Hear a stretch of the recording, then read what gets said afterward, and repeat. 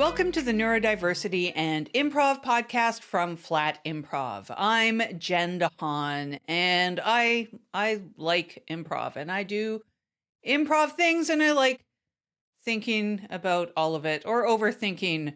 And these podcasts, I'm not going to be telling you what to do. I'm just explaining improv things to help classes and teams and whatever improv spaces be a little bit more inclusive. They are not for diagnosing yourself or anyone else.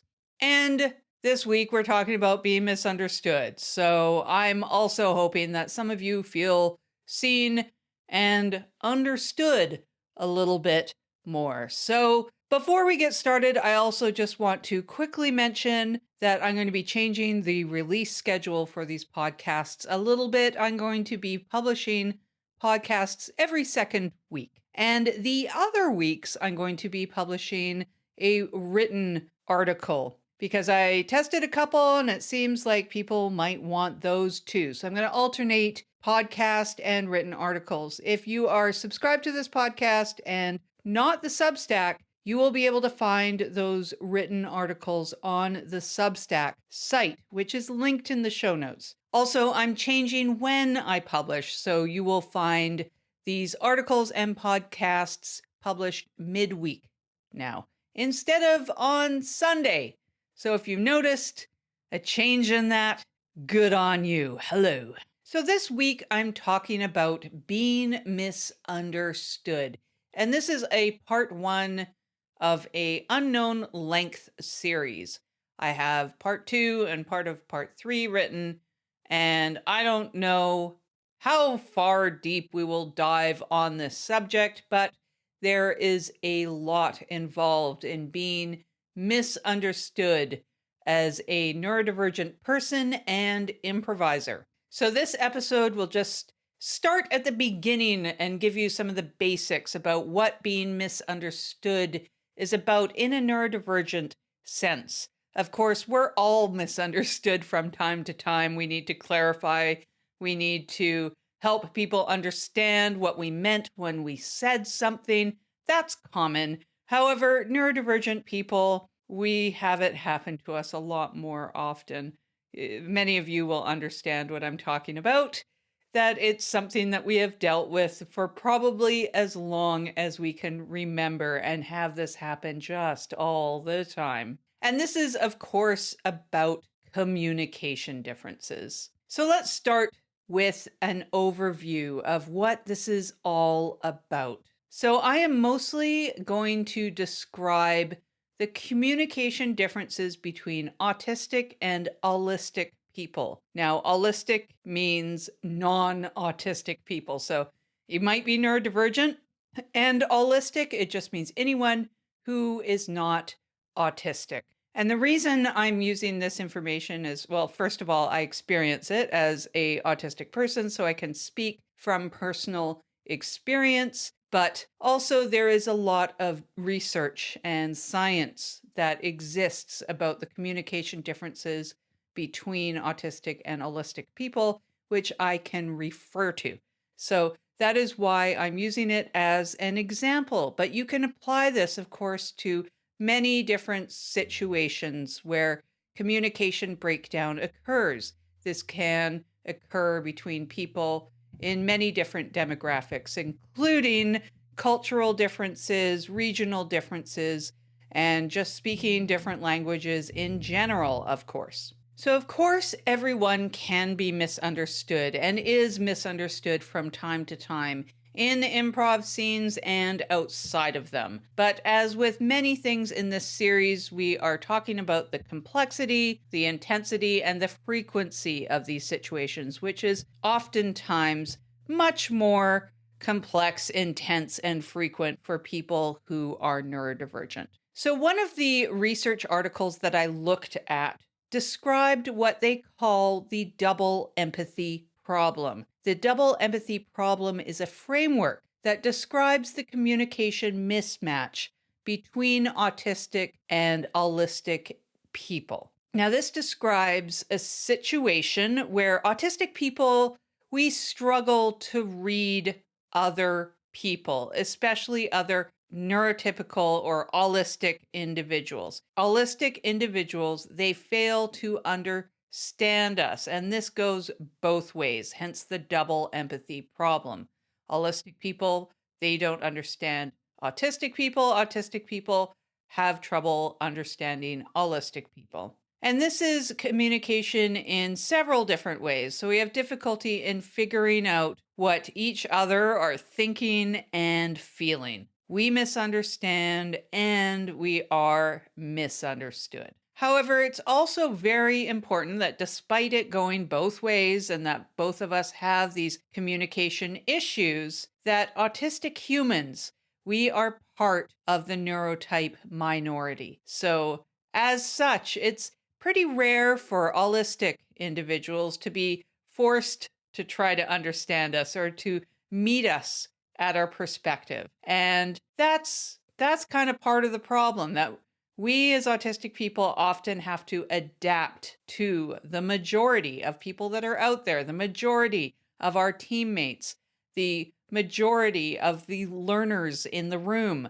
We are forced, because we are part of the minority, to try and learn neurotypical ways of communication and learning and every other thing, pretty much. And this is why we end up masking, because we are trying not to be misunderstood. We're trying to communicate with a generally neurotypical world. And as such, we need to remember that we do not necessarily need to pathologize this communication style. This is a different language. It's not necessarily a pathology. We are being forced really to conform to the norm by expressing ourselves in a manner that is atypical to us, but it's not necessarily a deficit. So this study also mentions one that was run that compared the communication between autistic and allistic individuals, that showed some of these disconnects, and autistic communicating with other autistic individuals, showing that the communication was much easier between those individuals than it was when it was mixed up. The communication broke down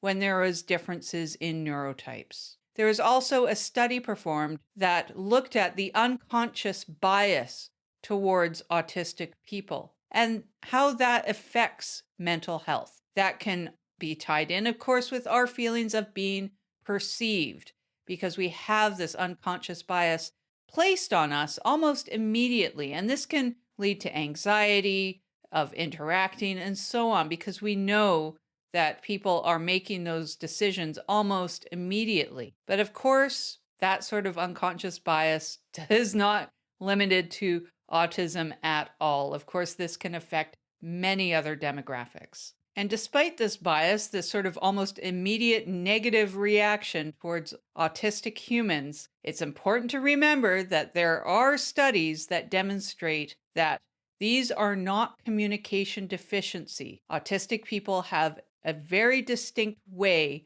of going about social communication. It's just different. It's not a pathology. But because of these breakdowns, because we are part of this minority, these communication issues can jeopardize mental health because it's very isolating. You know, when we feel alone in the middle of a group, just because we cannot communicate in the same manner, we have this different way of expressing ourselves, of communicating what we mean. And as such, this can have implications, of course, in both improv scenes and outside of them, as we do in real life all the time on our teams and in our improv communities. This can lead to frustration when you can't communicate thoughts and feelings to other people in a way that they perhaps understand. And when this happens, I mean, science, these studies have shown that the other people, when someone can't understand us, they have less interest in engaging with us. And again, that can happen almost immediately. Science has showed it can happen in seconds. And what's also interesting is they studied it both in person, verbal engagement, and also in text. And this doesn't happen when only text is involved. So this is the not the substance of what's being said, it's the style. It's the social element of how it's being communicated. The how is where the breakdown has happened, not with the what. And this, of course, impacts improv and the style of improv that we choose. More verbal-based communication, where it's more about what's said and not how it's said, that we aren't doing, say, subtext or these other sort of nuance, fine nuance, speaking without words, communicating that way. The more that comes into our improv, it can highlight some of these issues maybe a little bit more. But of note, of these studies that I've mentioned so far, it's important to know that these have been performed on teens and adults and autistic individuals who are highly verbal and do not have intellectual disabilities. So there are fewer barriers that exist in this communication. So it could be true that there are other or bigger communication issues that exist in autistic people with higher support needs. Another thing that the study did not attribute or did not consider is the familiarity between the individuals communicating. So it didn't compare people who are strangers versus people who have long relationships with those that they're engaging with. So it might be true that people who have, a long, very intimate relationship with each other, their family, their close friends, they might communicate better because of that familiarity. For example, if you've been on a team with the same people for a very long time, you may have built up ways of communicating with each other that work. However, there is other research out there that has shown that sometimes when we think we know someone, we make a lot of assumptions when we communicate with them. So as such, there is research out there that show that we don't listen as well, and hence we sometimes don't understand what people are saying, what they're really trying to communicate when we do know them really well. So a lot of assumptions can also lead to miscommunication. But of these studies, I've learned why I just love text communication.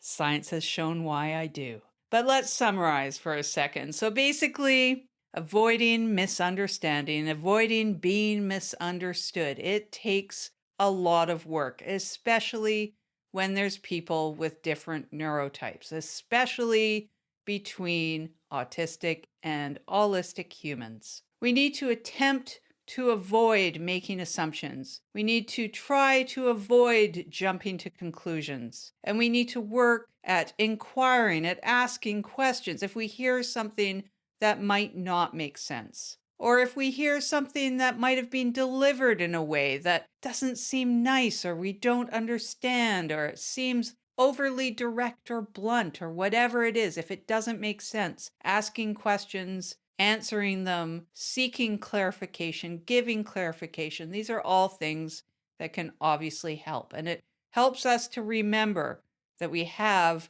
people of different neurotypes, of different wiring, of different forms of communication involved with us in improv. And let's also remember, of course, to actually listen to the response, to use the response as our basis of understanding and not the original thing that might have happened. And let's also try to take those responses in good faith as long as they seem to be.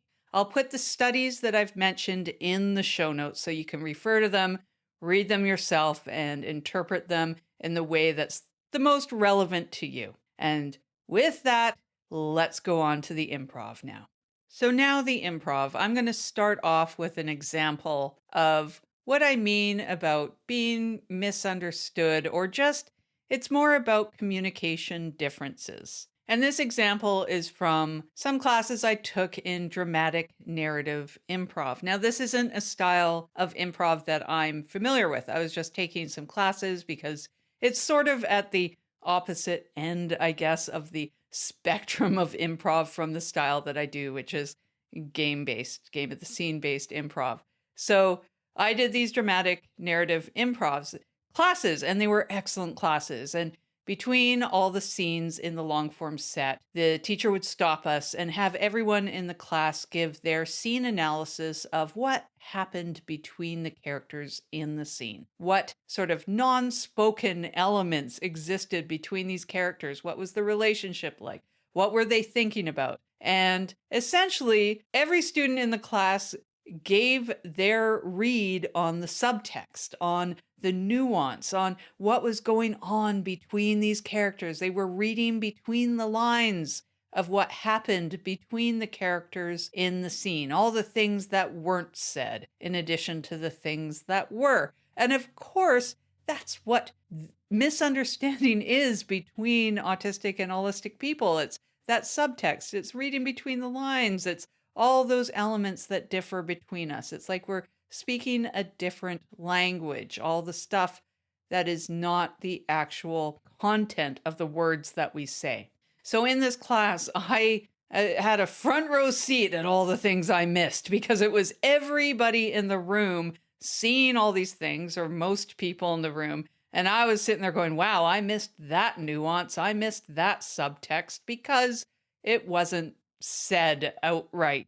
And what was quite interesting about my characters, and this was sort of alluded to and by several, but was overtly said by one person later on in the class, was my character was described as a psychopath. This character that I brought back through this long form set, because my character just said everything that they were thinking, literally out loud, which is part of the style of improv I do in general. I'm just very used to it. But also, I mean, it's what I'm used like as a human being, of just say what you think. I wasn't leaving anything to mystery or nuance. I wasn't being coy, but I was also coming across apparently as a psychopath because they said, who in real life even does that? But the other thing I noticed, of course, through all of this is my read was off. It was different than the read of many other people, or most of them, in that class. Now, of course, some of this, or a lot of this perhaps, was because I was participating in a style that I'm not all that familiar with. I have not done much of course. So with more practice and more confidence in that particular style of improv and dramatic long form narrative, I would potentially be maybe better at the read of my scene partners. But again, I find that style and what we were doing is much closer to what happens in real life outside of scenes. And that sort of gave me just a hint at some of the difficulty that can happen in certain styles of improv, especially if they hit more on reading nuance and reading the things that aren't said in addition to the things that are. And now I need to say that autistic people, we can read between the lines. We can read subtext. It's not that we are completely devoid of that ability. We do. It just takes more effort, and we might not read it correctly nearly as often. It's just what I was seeing in that class quite firsthand. It doesn't come as easily to us. And in some cases, we are just going to have a complete disconnect. But I will say that when I first heard "don't be coy" in a scene and then understood what that meant, that was music to my ears. I loved that so much. And that's probably why I gravitated to the style of improv that I ended up doing. And, even in my style, I'm going to have times when there is that disconnect, even when you do barf out most or all of what you think in a scene. I will get some of it wrong, but also that is the fun of improv. And that also sometimes leads to some free comedy. So now I'm going to talk about what happens in the style that I'm more familiar with and what is just common in improv in a very generic sense.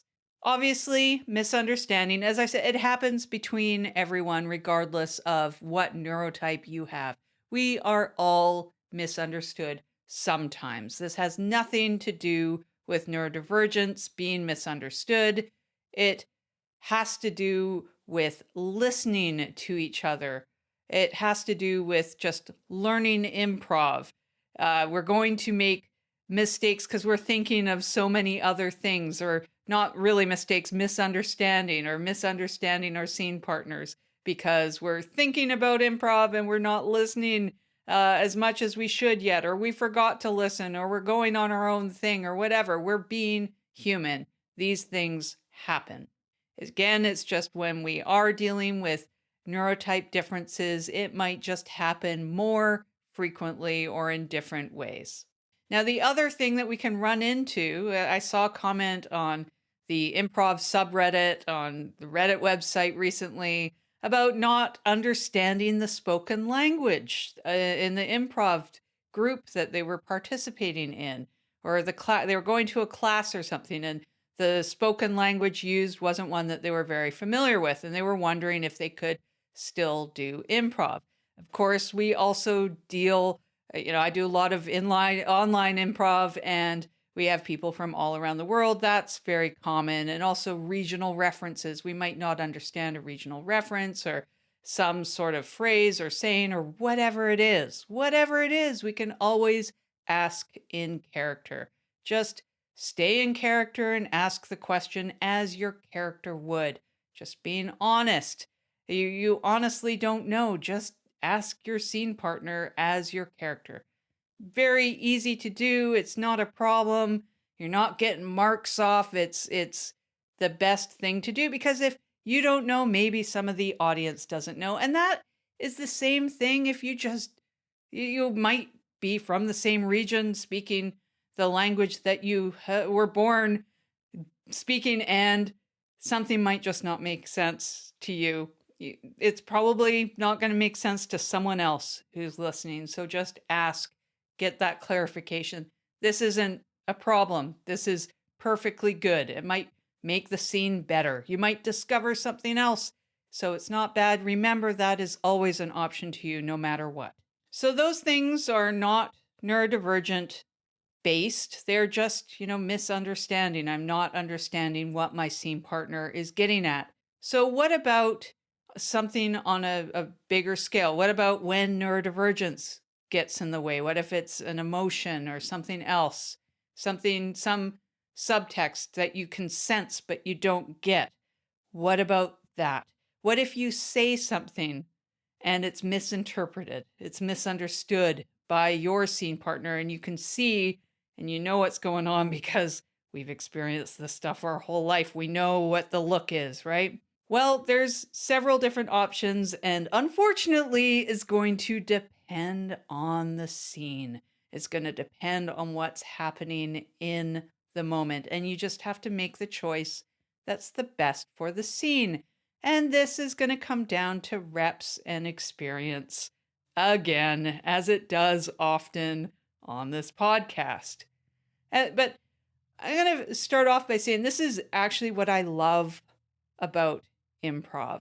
This really, to me, it kind of feels like one of those situations where you leap before you're looking, because this is going to happen. This is just going to happen. Like, you're not going to expect it. And to me, this is something I love about improv. I almost find that these sort of things, these sort of quote unquote mistakes, they're not really mistakes, but things that happen that just almost blindside you, they just have that, to me, oftentimes leads to some of the best scenes. So don't be nervous about this sort of thing happening.